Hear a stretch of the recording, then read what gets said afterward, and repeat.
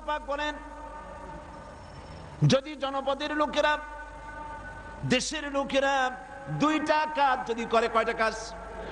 দুইটা কাজ যদি করে, আমি আল্লাহর উপরে যদি ঈমান আনে আর আমাকে ভয় করার নীতি যদি অবলম্বন করে চলে, তাহলে আমি রব্বুল আলামিন ওই দেশের মানুষের জন্য আকাশ আর জমিনের সব বরকতের দরজা খুলে দেব।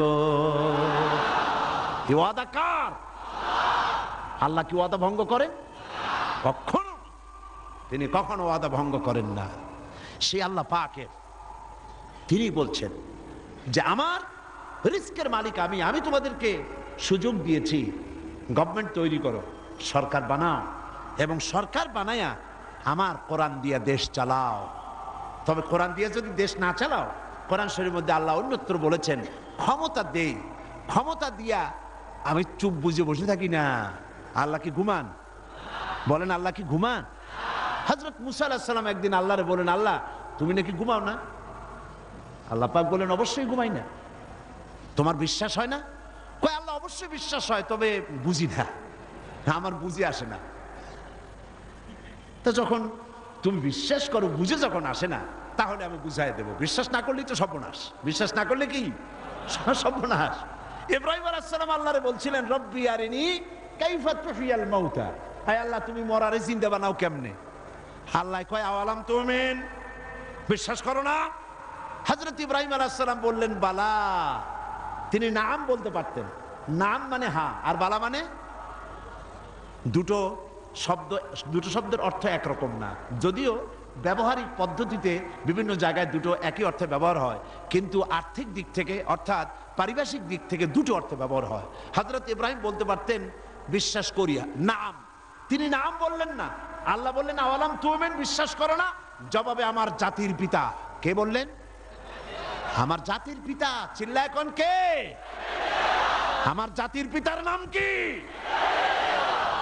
আমার জাতির পিতা বললেন বালা। এর অর্থ কি? হয় নট। কেন নয়? অবশ্যই বিশ্বাস করি, ওয়ালাকিন লিয়াতমাইন্না কলবি। কিন্তু আল্লাহ আমি যদি দেখতে পারি তাহলে আমার মনটা একটু ঠান্ডা হয়। শোনা কথা দেখা, এর মধ্যে একটু পার্থক্য আছে তো। আল্লাহ কয় তাহলে আমি তোমার দেখাবো। বিশ্বাস যখন করছো আমি তোমার দেখাবো। মুসা আলাইহিস সালাম কয় আল্লাহ তুমি নাকি ঘুমাও না? কয় ঘুমাই তো না। তুমি বিশ্বাস করো না? কয় করি।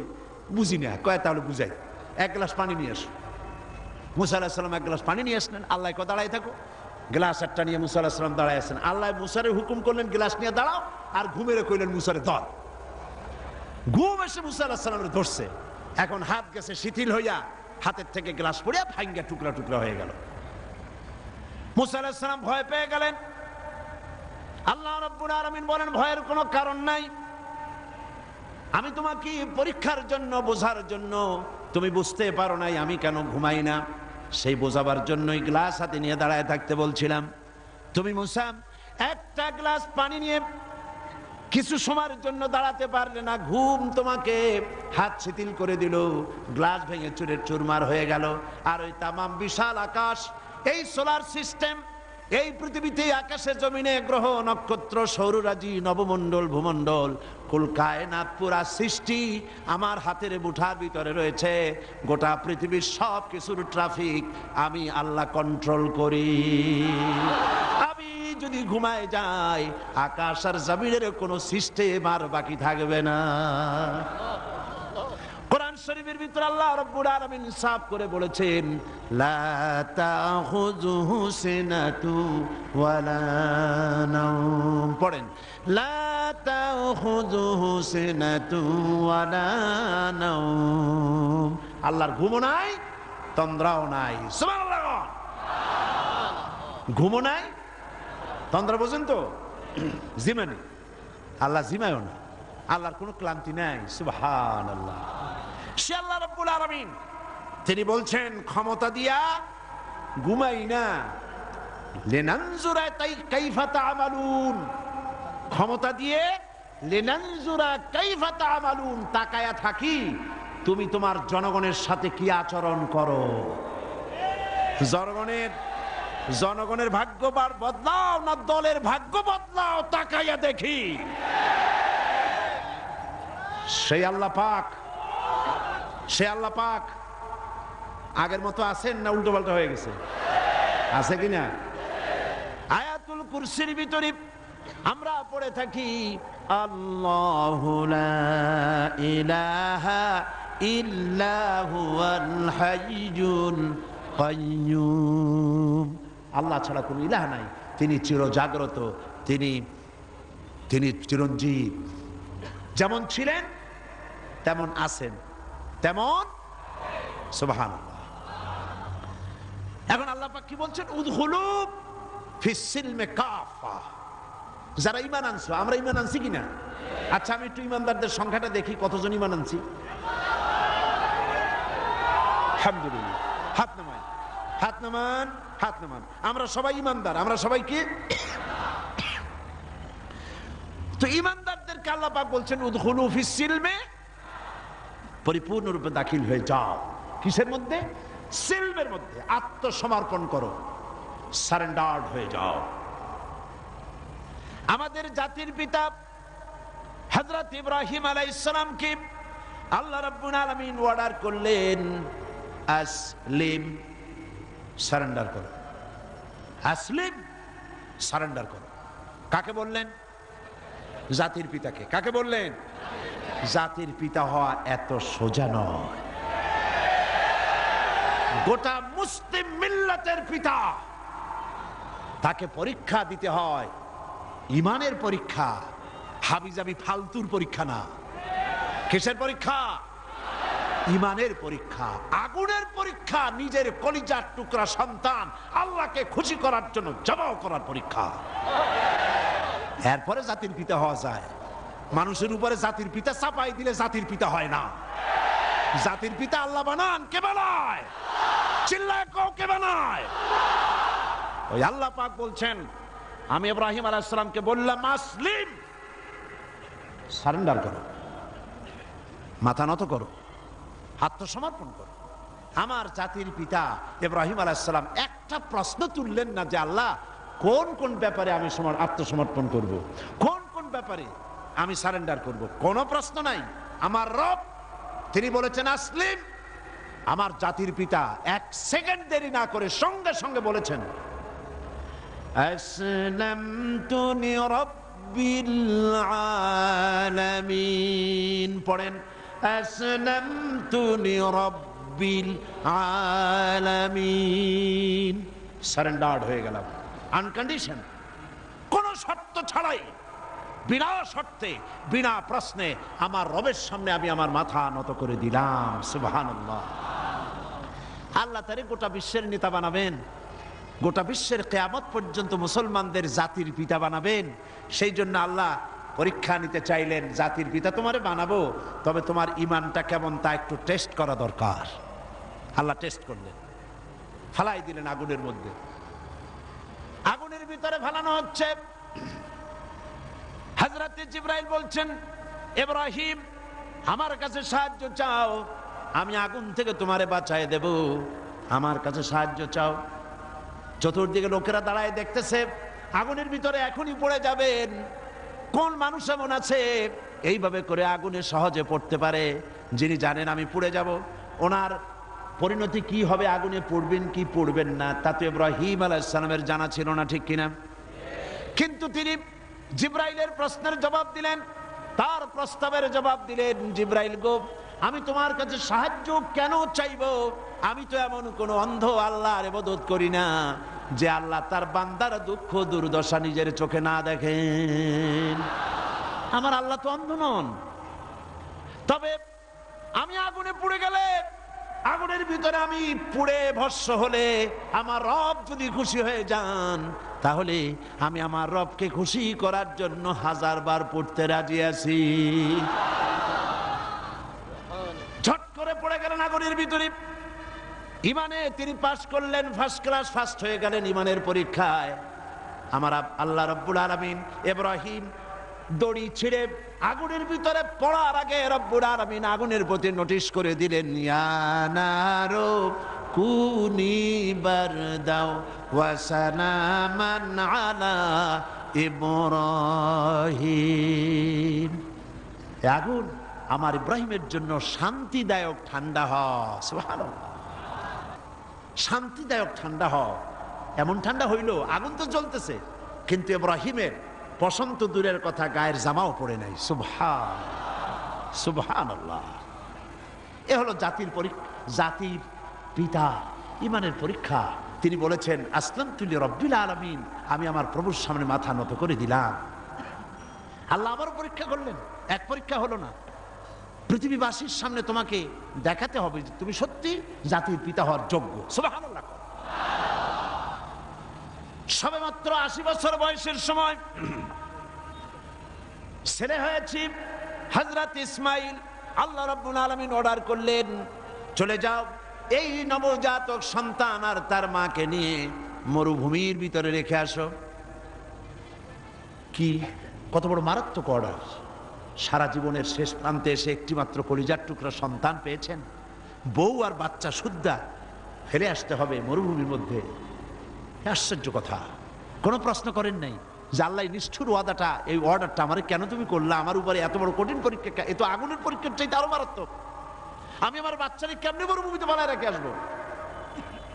কোনো প্রশ্ন করেন নাই। এখন আল্লাহর ঘর যেখানে, মক্কা শরীফে আল্লাহর ঘরটা যেখানে দাঁড়িয়ে আছে, এইখানে হযরত ইব্রাহিম আলাইহিস সালাম তার ছেলেকে আর স্ত্রীকে রেখে এলেন। হযরতে হাজরা বলেন, ইব্রাহিম আমাকে যেখানে রেখে যেতেছ এর কারণটা কি? আমি কি অপরাধ করেছি কোন কারণে আমার নবজাতক সন্তান শুদ্ধ এখানে তুমি রেখে যেতেছ? কোনো জবাব নাই। আবার জিজ্ঞেস করলেন, কেন রেখে যেতেছ?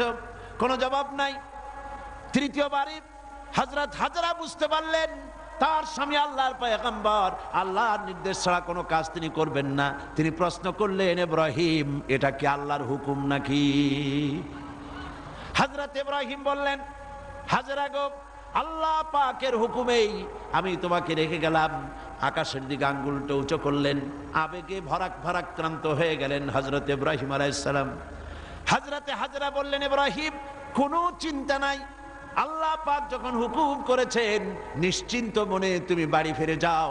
আমি আমার আল্লাহর উপরে এতটা নির্ভরশীল, এই মরুভূমি যেখানে পানি নেই, খাবার নাই, গাছ নাই, পালা নাই, ঘর নাই, মানুষ নাই, জন নাই, আমি আমার আল্লাহকে এতটা বিশ্বাস করি, এই মরুভূমির ভিতরে, তৃণহীন পানিহীন মরুভূমির ভিতরে আল্লাহ রব্বুল আলামিন আমাকে আর আমার ইসমাইলকে না খাওয়াইয়া মারবেন না। পরীক্ষা কাহাকে বলে? হযরত ইব্রাহিম আলাইহিস সালাম চলে গেলেন, একবার ফিরেও তাকান নাই। সুবহানাল্লাহ কইতে পারলেন না। এখানে পরীক্ষা শেষ হলো না। ছেলে একটু বড় হয়েছে, দৌড়াতে পারে, জ্ঞান বুদ্ধি কিছুটা হয়েছে। আল্লাহ পাক অর্ডার করলেন, যাও এইবার ছেলেকে জবাহ করো। এই পরীক্ষা আগুনের পরীক্ষার চাইতে সহজ নাকি? সুবহানাল্লাহ, সুবহানাল্লাহ। জাতির পিতা হযরত ইব্রাহিম আলাইহিস সালাম একবারের জন্য বলেন নাই, রব্বুল আলামিন এত বড় কঠিন হুকুম আমি কিভাবে পালন করব, তুমি আমার প্রতি দয়া করো, আমাকে শক্তি দাও, সাহস দাও। কিচ্ছু বলেন নাই। হুকুম হয়েছে, চলে গিয়েছেন। ছেলেকে কাছে ডেকে বললেন, ইন্নী আরা ফিল মানাম আন্নী আযবাহুক ফানজুর মাযা তারা। ইয়া বুনাইয়া, হে আমার কলিজার টুকরা সন্তান, আমি স্বপ্নে দেখেছি আমি যেন তোমাকে জবাহ করছি। ফানজুর মাযা তারা, এখন তুমি বলো তোমার মত কি, তোমার রায় কি?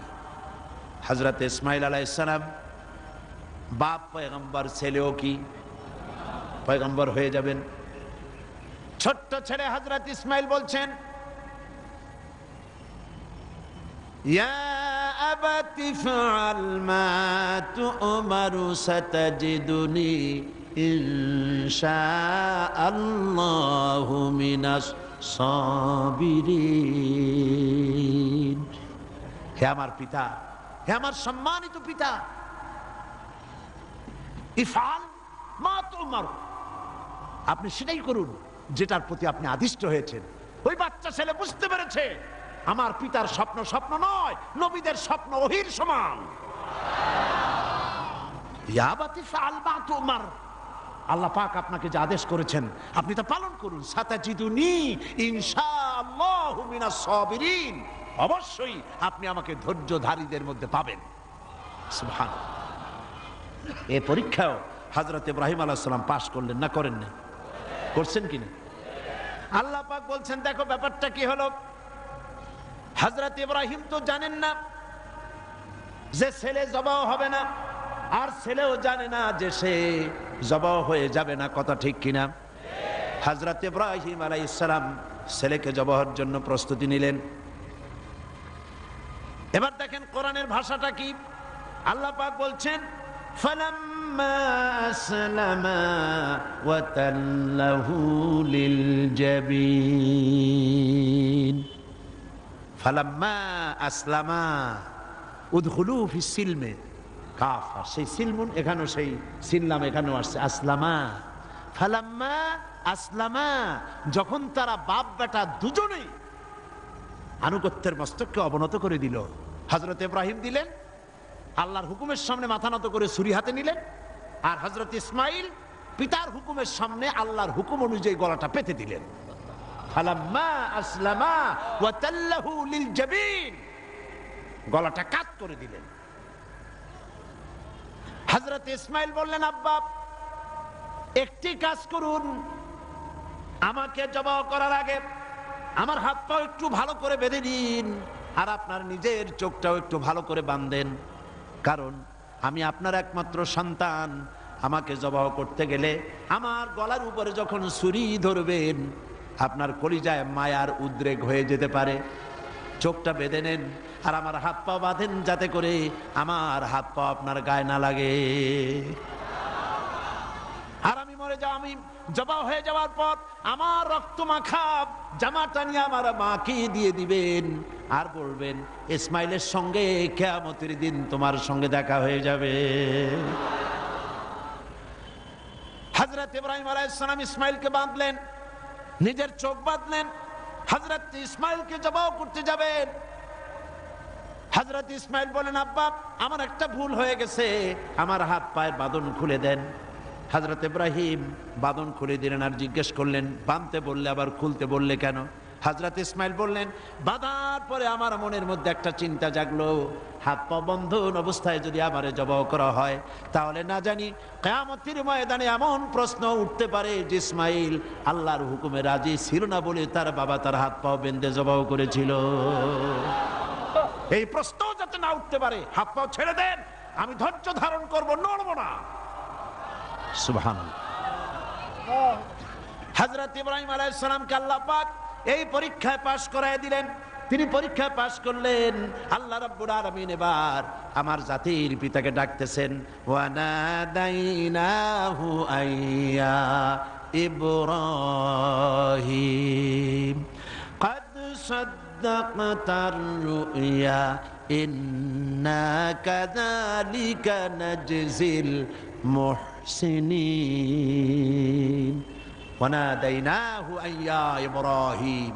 আমি ইব্রাহিমকে ডেকে বললাম, ইব্রাহিম قد صدقت الرؤيا, তুমি তোমার স্বপ্নকে বাস্তবে রূপ দিয়েছো। সুবহানাল্লাহ, স্বপ্নকে বাস্তবে রূপ দিয়েছো। ইন্না কাযালিকা নাজজিল মুহসিনিন, এইভাবে মুহসিনিনদেরকে আমি পুরস্কৃত করে থাকি দুনিয়া এবং আখিরাতে। হযরত ইব্রাহিমের নাম যতদিন পর্যন্ত সূর্য পূর্ব দিগন্ত থেকে উদিত হবে আর পশ্চিম দিগন্তে অস্তমিত হওয়ার এই ধারা যতদিন প্রবাহিত থাকবে, যতদিন এই পরিক্রমা জারি থাকবে, ততদিন পর্যন্ত পৃথিবীর জাতি ধর্ম দল মত নির্বিশেষে সকল মানুষের মুখে উচ্চারিত হবে ইব্রাহিম আলাইহিস সালাম, সালামুন আলা ইব্রাহিম। সুবহানাল্লাহ। কারণটা হচ্ছে আল্লাহ পাক বলেছিলেন আসলিম, ইব্রাহিম আলাইহিস সালাম বলেন আসলামতু লিরাব্বিল আলামিন, আমি আমার প্রভুর সামনে আমার মাথাকে নত করে দিলাম। এটাই মুসলমানের কাজ, মুসলমানকে আল্লাহ পাক শেখাচ্ছেন। قل إن صلاتي ونسكي ومحياي ومماتي لله رب العالمين। পড়েন আমার সাথে, قل إن সলাতি ওয়া নুসুকি ওয়া মাহইয়ায়া ওয়া মামাতি লিল্লাহি রাব্বিল আলামিন। আল্লাহ পাক বলেন, বলো। কাদেরকে বলতেছেন? আমাদেরকে। কাদেরকে? বলো বলো। ইন্না সলাতি, নিশ্চয়ই আমার নামাজ, ওয়া নুসুকি, আমার কুরবানি, ওয়া মাহইয়ায়া, আমার বেঁচে থাকা, ওয়া মামাতি, আর আমার মরে যাওয়া, কার জন্য? লিল্লাহি রাব্বিল আলামিন। সব কিছু পরওয়ারদিগার, তাম বিশ্বের, তাম জাহানের পালনেওয়ালা রব, তার জন্য আমার বেঁচে থাকা, আমার মরে যাওয়া, আমার নামাজ, আমার কুরবানি, সব কার জন্য? চিল্লায় কোন কার জন্য? আল্লাহ পাকের জন্য। এই কথাই আল্লাহ পাক বলছেন, উদখুলু ফিস সিলমি কাফা, পরিপূর্ণরূপে ইসলামের মধ্যে দাখিল হয়ে যাও। একটু আধটু না। রাজনীতিতে তুমি রাজনীতিতে যাবা আমেরিকার দিকে, গণতন্ত্রের দিক থেকে যাবা আমেরিকার দিকে, রাজনীতির দিক থেকে যাবে তুমি ব্রিটিশের দিকে, সংস্কৃতির দিক থেকে যাবা তুমি শান্তিনিকেতন, তুমি যাবা দিল্লি, গয়া, কাশী। এর নাম মুসলমান না, এগুলোর নাম মুনাফিক। এগুলোর নাম কি? যারা বলেন নাম কি? তোমাকে যেতে হবে মক্কা মদিনা হতে হবে। কোন পন্থী? মক্কা মদিনা পন্থী হতে হবে। উদখুলু ফিস সিলমি কাফা, পরিপূর্ণরূপে ইসলামের মধ্যে দাখিল হয়ে যাও। অল্প একটু আধটু দাখিল হলে চলবে না। সুতরাং ধর্ম নিরপেক্ষ হওয়ার কোনো সুযোগ ইসলামে নাই। আছে? আচ্ছা, আপনারা আমাকে বলেন, দুনিয়ায় কোন নবী ধর্ম নিরপেক্ষ ছিলেন? বলেন একজন নবীর নাম কোন? একজন নবীর নাম এই বিশাল জনসমুদ্রের কাছে আমি জানতে চাই। একজন নবীর নাম বলুন যিনি ধর্ম নিরপেক্ষ ছিলেন। জি নাই। একজন সাহাবীর নাম বলতে পারবেন? তাম পৃথিবীর সমস্ত আলেম, উলামা, পীর, বুজুর্গ, মুহাদ্দিসিন, মুফাসসিরিন, মুহাক্কিকিন সব একমত, ধর্ম নিরপেক্ষ মতবাদ একটি কুফরি মতবাদ। এই মতবাদ আল্লাহর নয়, এটা শয়তানের তৈরি। এটা কার তৈরি? আর ইসলামটা কার? আল্লাহর। ধর্ম নিরপেক্ষতা কার? ধর্মের ব্যাপারে নিরপেক্ষ আপনি হতে পারেন না। নিরপেক্ষতাও একটা পক্ষ, নিরপেক্ষতাও একটা পক্ষ। ওরা সরাসরি বলে না, সাহস নাই সেই জন্য বলে না। কি বলে না? ঠিক তো আন্দাজে কইলেন, আগে না শুনবেন। সরাসরি বলে না, কারণ এদেশে মুসলমান বেশি, সেই জন্য সরাসরি বলে না আল্লাহ নাই। ওইটা বলতে পারে না। বলে যে আল্লাহ আছে, তবে তাদের জায়গাটা একটু সীমাবদ্ধ। কোথায়? এই জাতীয় মসজিদ বাইতুল মুকাররম, তাও তার পাশে যে ফাউন্ডেশন আছে ও দূর আর যাবে না। বাইতুল মুকাররম মসজিদ, অন্যান্য মসজিদগুলি, মসজিদ, খানকা, মাদ্রাসা, এতিমখানা, এর মধ্যে আল্লাহ এবং রসুলকে রাখা হয়েছে। আর বাকি আমার জীবনের বিস্তীর্ণ অঙ্গনে অর্থনীতি, সমাজনীতি, রাজনীতি, স্বরাষ্ট্রনীতি, পররাষ্ট্রনীতি, আমার সেক্রেটারিয়েট, আমার ক্যান্টনমেন্ট, আমার পার্লামেন্ট, এসব জায়গাগুলি আল্লাহর উপরে 144 করা হয়েছে। রসুলের প্রতি 144 চালু করা হয়েছে। এখানে 144 ধারা, আল্লাহও ঢুকতে পারবে না, রসুলও ঢুকতে পারবে না। আল্লাহ রসুলকে দুইটা ভাগ করা হয়েছে। আমার নামাজ, রোজা, হজ, যাকাত আল্লাহর কথা মতো, আর আমার অর্থনীতি, সমাজনীতি, রাজনীতি এগুলি হবে আমার নিজের চিন্তা মতো। এই চিন্তা যারা করেন তারা মুসলমান নন, মুসলমান নন, মুসলমান নন, অবশ্যই মুনাফিক। অবশ্যই কি? এবার দেখেন আল্লাহ কি বলেন। আমরা তো আন্দাজে কথা বলি না। আমরা কি আন্দাজে কথা বলি? আমাদের দলিল কি? জোরে কন্যা দলিল কি? আমার নবী বলেছেন, মান ক্বালা বিহি সাদাকা, আমার কোরআন, আমার আল্লাহর কোরআন দিয়া যারা কথা বলে, মান ক্বালা বিহি সাদাকা, কোরআন দিয়ে যারা কথা বলে তারাই সত্য কথা বলে। কারণ কোরআন হলো আল্লাহর কিতাব। ওয়ামান আসদাকু মিনাল্লাহি কিলা, আল্লাহর চাইতে সত্যবাদী আর কে হতে পারে? আল্লাহ পাক বলছেন, আফাতুমিনুনা বিবাদিল কিতাবি ওয়া তাকফুরুনা বিবাদ, তোমরা আল্লাহ পাকের কিছু কথাকে মানবে আর কিছুকে করবে অস্বীকার। এটাই তো ধর্মনিরপেক্ষতাবাদীদের কাজ, ঠিক কিনা? তারা নামাজ, রোজা, হজ, যাকাত করে কার কথা মতো? বলেন না কার কথা মতো? কিন্তু অর্থনীতি, সমাজনীতি, রাজনীতি এগুলি আল্লাহর কথা মতো করে না। বরং এই কথাগুলি যদি কেউ বলে যে ধর্ম, রাজনীতি, অর্থনীতি, সমাজনীতি, ইলেকশন, ভোট, নির্বাচন, স্লোগান, সমাবেশ সব হতে হবে আল্লাহর কোরআন অনুযায়ী, তাহলে ওরা বলে এরা হচ্ছে মৌলবাদী, এরা হচ্ছে মৌলবাদী। আর এই কথাগুলি প্রচার করার জন্য তাদের পত্রিকার অভাব নাই, আছে। আজকে আমার সামনে এই মাহফিলে হাজার হাজার লোক আছে, কিন্তু টেলিভিশনের সামনে আছে কোটি কোটি মানুষ, ঠিক কিনা? পত্রিকা, 2-4টা পত্রিকা আছে বাংলাদেশে যেগুলি আল্লাহর কথা, ইসলামের কথা মহব্বতের সাথে জীবনের বিনিময়, জীবনের ঝুঁকি নিয়ে পত্রিকায় তারা প্রকাশ করে, ঠিক কিনা? বাকি শত শত পত্রিকা ঝড়ের গতিতে, টর্নেডোর গতিতে ইসলামের সাথে বিরোধিতা করছে কি না করছে না, করছে কি না করছে।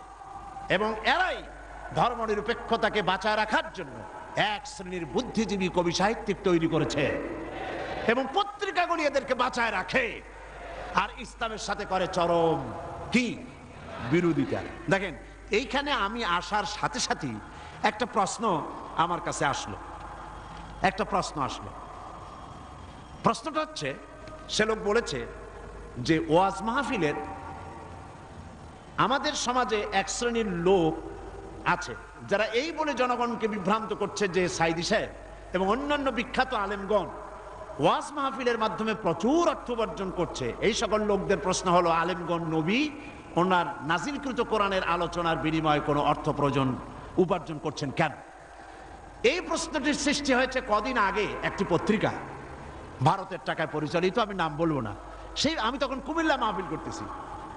তারা লিখেছে 3 রাত্র তিনি সেখানে বক্তৃতা করবেন, সন্ধ্যা থেকে ফজর পর্যন্ত ওয়াজ ফরমাইবেন। আমি তো জীবনেও সন্ধ্যা থেকে ফজর পর্যন্ত ওয়াজ ফরমাই নেই কোথাও।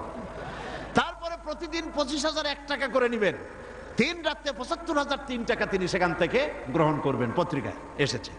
পরের দিন সেই কমিটি মাহফিলে দাঁড়াইয়া এর প্রতিবাদ করলো, ঘৃণা জানালো যে কোনোদিন আমরা ওনাকে ধরনের পয়সা করি দেই নেই।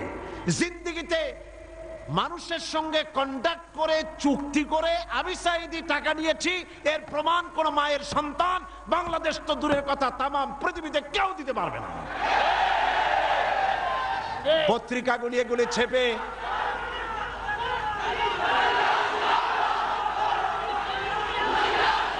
একটাই নমুনা দেখুন, একটা দৃষ্টান্ত শোনাই।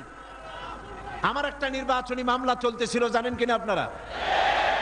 গত মাসখানেক আগে যখন হাইকোর্ট থেকে আমার বিপক্ষে রায়টা গেল, রায়টা হলো একজন মুশরিকের পক্ষে, বিচারপতিরা রায় দিয়েছেন।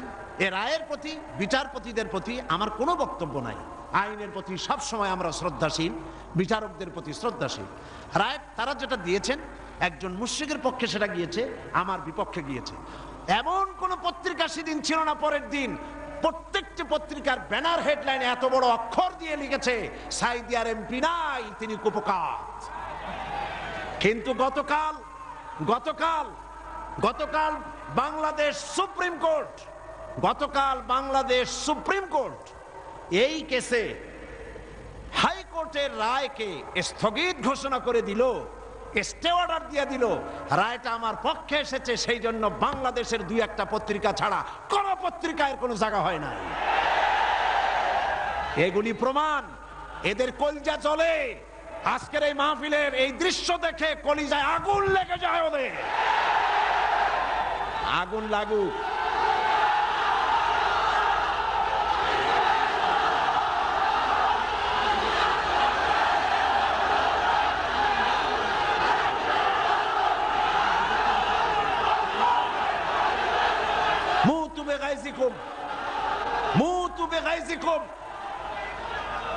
এরা জ্বলতে থাকবে, আর আমার আল্লাহর ফরমান শুনুন। কার ফরমান?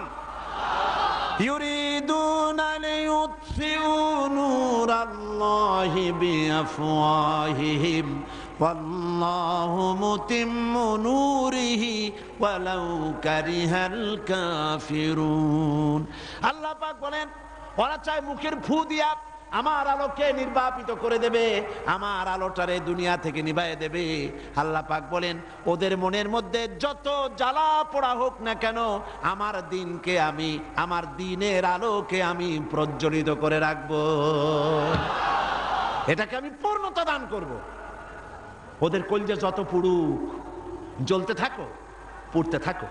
তোমাদের চোখের সামনেই এই বাংলাদেশের একদিন আসবে যেদিন তোমাদের নাকের ডগার উপর দিয়ে কালেমার পতাকা করে উঠবে ইনশাআল্লাহ। বলেন ইনশাআল্লাহ, বলেন ইনশাআল্লাহ। এবার বিশ্বকবি কি বলেন শোনেন।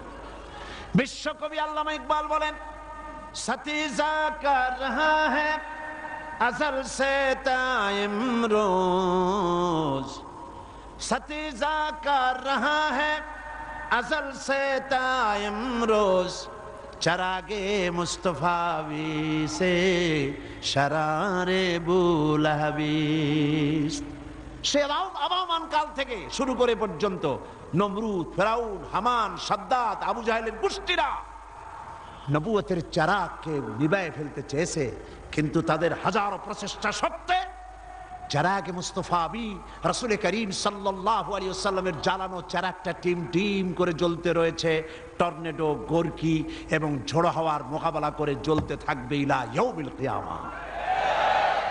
কেউ ঠেকাতে পারবে না। পারবে কেউ ঠেকাতে? কেউ ঠেকাতে পারবে না। সুতরাং কোরআন শরীফের কিছু কথা মানবেন আর কিছু কথা মানবেন না, এটার নাম হচ্ছে মুনাফিকি। এটার নাম মুনাফিক। জীবনের সকল ক্ষেত্রে মানতে হবে কার কথা? আল্লাহর কথা। ধর্মনিরপেক্ষতার অর্থই হলো ধর্মহীনতা।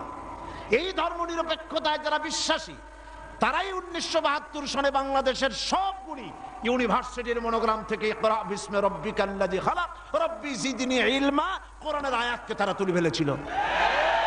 যারা এই ধর্মনিরপেক্ষতায় বিশ্বাসী তারাই সালিমুল্লাহ মুসলিম হলের মুসলিম শব্দ মুছে ফেলে দিয়েছিল। এই তারাই নজরুল ইসলাম কলেজের ইসলাম শব্দ তুলে ফেলে দিয়েছিল।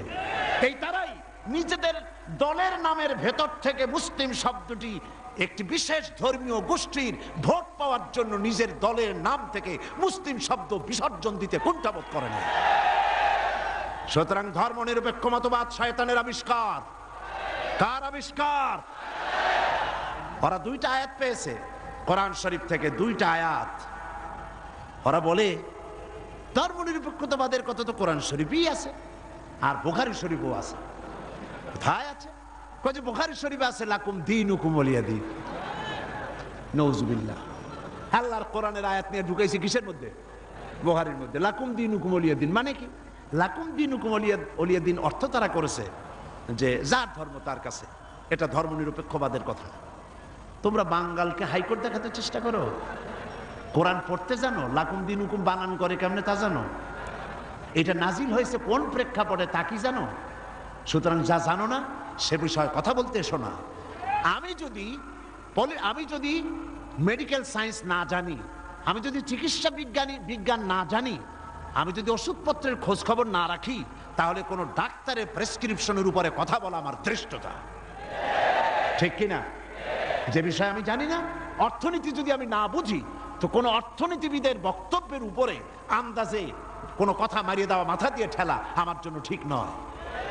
তো তুমি ধর্ম জানো না, তুমি কোরআন জিন্দেগিতে পড়ো নাই, কোরআন বানান করে কেমনে তাও জানো না, সূরা ফাতিহাও শুদ্ধ করে পড়তে পারো না, লাকুম দীনুকুম শুনাই দিলাম মানুষেরে, আর সাধারণ মানুষ মনে করলো মাশাআল্লাহ আমাদের নেতা নেত্রী তো বুখারীও পড়ে দেখা যায়।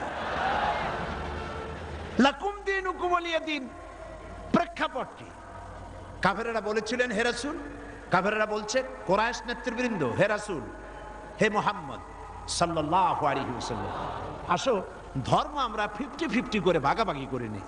এইরকমের করে ঝগড়া ভাগড়া করা কোনো লাভ নাই, আসো আমরা 50-50 করি। বলে কিরকম?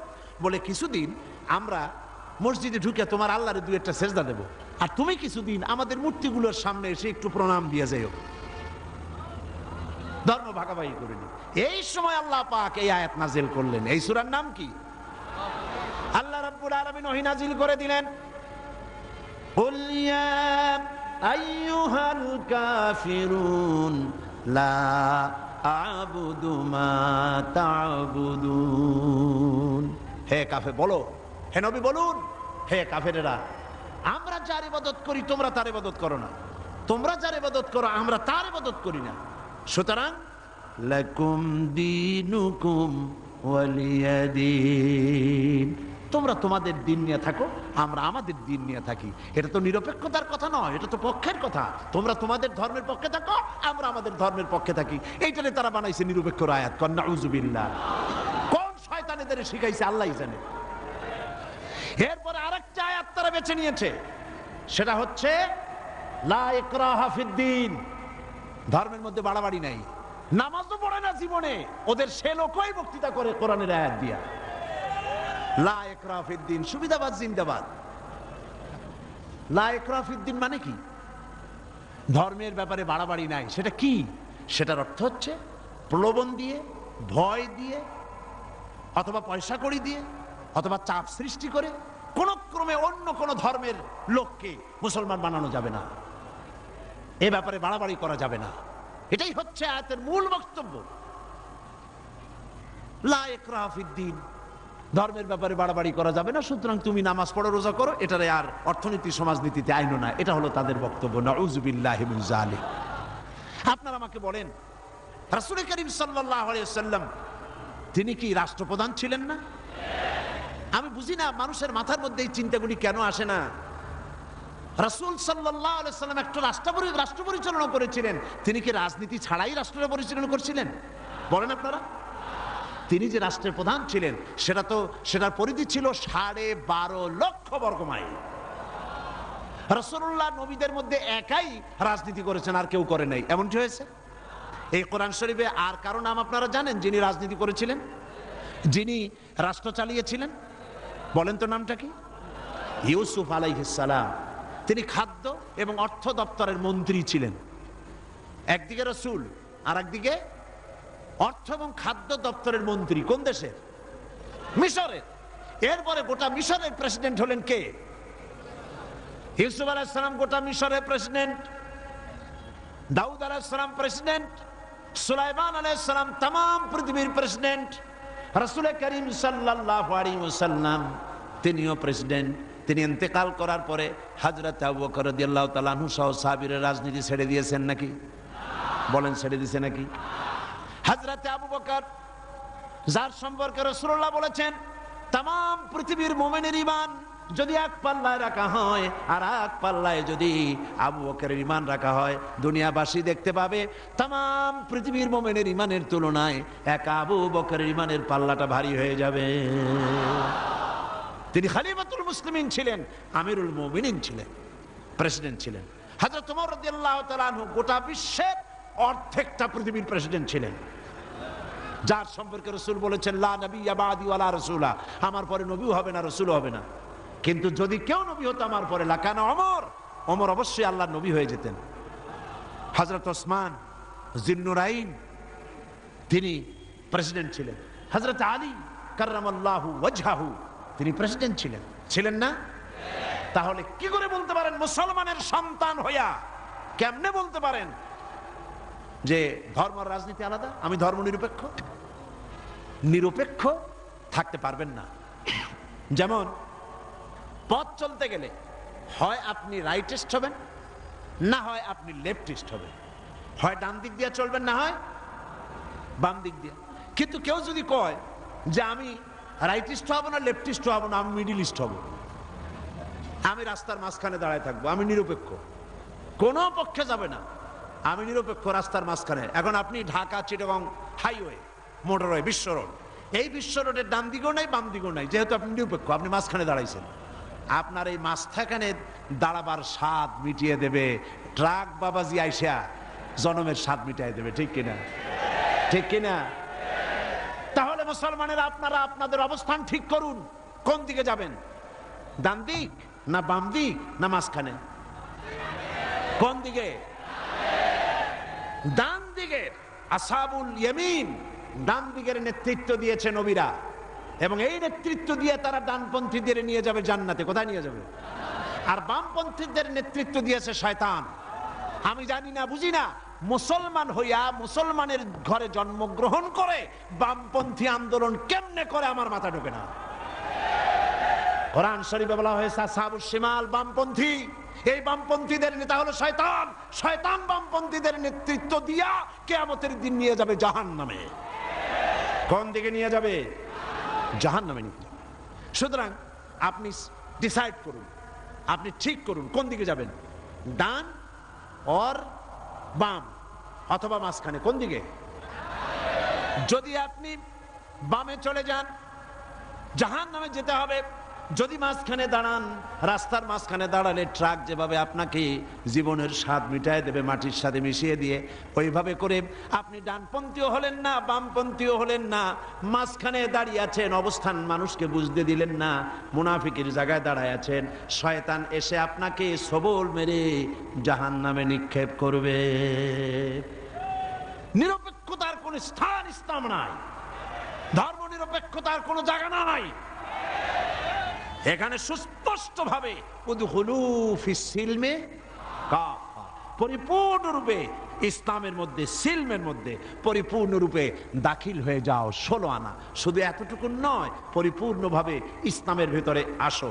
নামাজে, রোজায়, হজে, জাকাতে, ওঠায় বসায়, চলায় ফেরায়, বিয়েতে, শাদিতে, পার্লামেন্টে, বঙ্গভবনে, ক্যান্টনমেন্টে, সেক্রেটারিয়েটে, দোকানে পাটে, রান্নাঘর থেকে শুরু করে বঙ্গভবন পর্যন্ত সর্বত্র কিসের মধ্যে দাখিল হও? উদখুলু ফিস সিলমে কাফা। 16 আনা পরিপূর্ণরূপে ইসলামের মধ্যে দাখিল হয়ে যাও। অল্প একটু হলে পরে হবে না, 2 আনা 4 আনা হলে হবে না। পরিপূর্ণরূপে ইসলামের মধ্যে দাখিল হওয়ার জন্য আল্লাহ রাব্বুল আলামিন এই আয়াতে কারিমার মধ্যে নির্দেশ করেছেন।